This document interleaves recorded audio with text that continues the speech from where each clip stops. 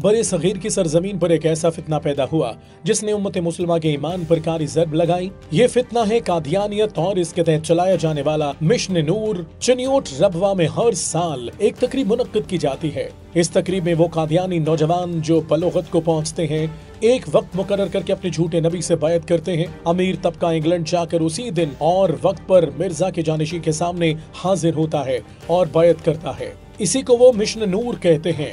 ये महज एक रस्म नहीं बल्कि एक आलमी मंसूबा है। कादियानी मजहब दुनिया का वाहिद ऐसा मजहब है जिसके पास अपनी रियासत नहीं है। इनकी बरसों से कोशिश रही है कि किसी तरह एक जमीन का टुकड़ा हासिल किया जाए जहां इनका कानून चले और इनकी अपनी रियासत हो, बिल्कुल ऐसे ही जैसे यहूद के पास कभी रियासत नहीं थी लेकिन उन्होंने बाद में इसराइल बना लिया। मिर्जा गुलाम अहमद कादियानी ने यह फितना इस्तेमार के दौर में शुरू किया। अंग्रेज सरकार ने इसे मुसलमानों के जिहाद के जज्बे को खत्म करने के लिए परवान चढ़ाया। इसने खुद को पहले मुस्ला, फिर महदी और आखिरकार नबी करार दिया। इसी एजेंडे को आगे बढ़ाने के लिए कादियानियों ने मिशन नूर कायम किया। इसका मकसद इस्लाम के नूर का दावा करके मुसलमानों को धोखे में डालना है। दिलचस्प और तशवीशनाक पहलू यह है कि पाकिस्तान की सियासत में भी मिशन नूर की इस्तिलाह सामने आई।